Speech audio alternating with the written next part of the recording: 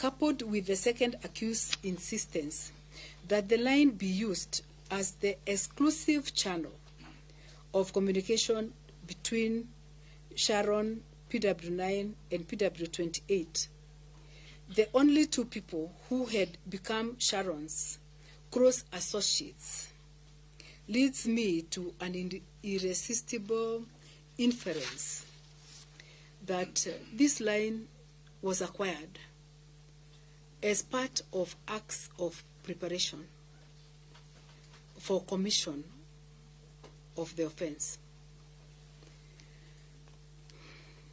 Regarding the events of that September 2018, which needless to state is the date that Sharon was abducted and subsequently killed, the prosecution led evidence seeking to prove that there was a preparatory meeting held at the third accused's wife's home, that is Olivia's home, in the morning. PW38 testified that he found the third accused seated outside the home in an apparent meeting with one Dicky. Olivia and Elvis were inside the house. PW38 had gone to the house to pick a copy of the subject vehicle's logbook to facilitate its valuation. In his evidence under cross-examination, PW38 clarified that he had confused the time that he had gone to the home, that it must have been after 12 or 3 p.m. since he went to the home after talking to Olivia. The second and third accused denied having attended any such meeting, claiming that they did not leave their places of work on that day. Under cross-examination, however, the third accused recalled that in his statement to the police, he had actually admitted that he was at Olivia's home on that day around midday. Although the second accused claimed that on that day he was busy in his office preparing for an official trip to Rwanda on the following day, the email correspondence from the travel agent, which he produced as Defense Exhibit 4, indicated that as late as 12:59 p.m., his ticket to Rwanda had not been confirmed, as it was still on the waiting list. Elvis, who testified as Defense Witness 4, also denied having been present at Olivia's home at the time alleged. I must state that in my assessment, I found Elvis struck me as an untruthful witness, considering that he claimed in his evidence that he did not know Sharon or her relationship with the first accused, despite the fact that there was evidence which he admitted that he had been one of the first accused's bodyguards and had worked in that capacity for 10 years.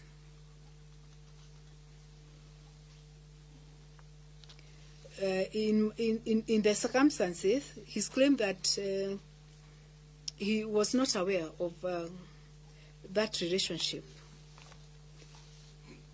was implausible and can only mean he cannot be taken to have been a credible witness. I therefore do not give any weight to his claim, to his evidence. Continuing with evidence adduced relating to the events of that September 2018, the prosecution also tendered evidence through the evidence of PW9 and PW13, not 13, PW38, to prove that the second accused convened a meeting with Sharon and PW9 at Gracia Hotel in the evening. This meeting, as noted earlier, was acknowledged by the second accused in his evidence, and he admitted having met Sharon and PW9 in that hotel to deliver a message from the first accused.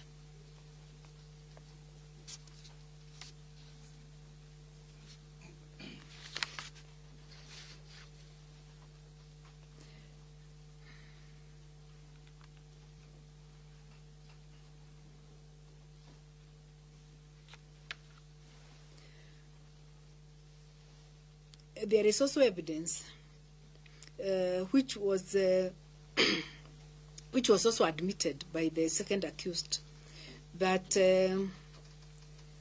he left this hotel together with Sharon and PW9, and although there was conflicting evidence between the evidence given by PW9 and PW38 regarding the manner in which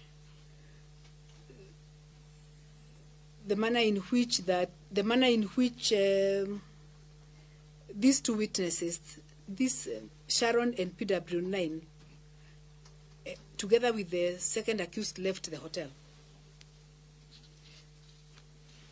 There is evidence that PW9 and Sharon boarded the vehicle that was being driven by PW38. Whereas there is, according to PW9, the second accused also boarded the same vehicle. There is evidence that this is the vehicle in which the second accused,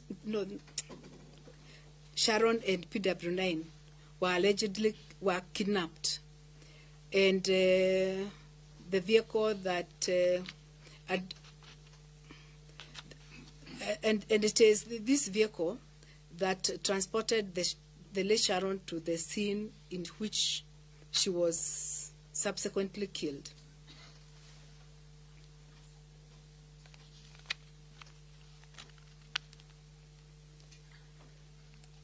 I have noted the discrepancy between PW9's and PW38's evidence regarding whether or not the second accused boarded the subject motor vehicle.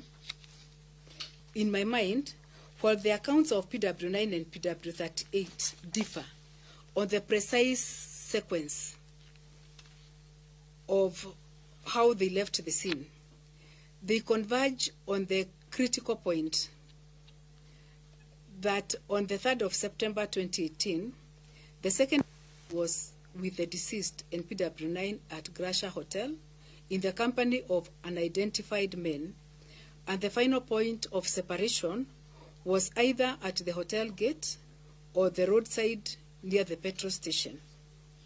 Whether the second accused boarded the vehicle at the hotel or joined them later is immaterial. Both witnesses confirm that he was present and was involved at the precise moment. And although the second accused in his defense denied knowledge of or any association with the unidentified men, he did not challenge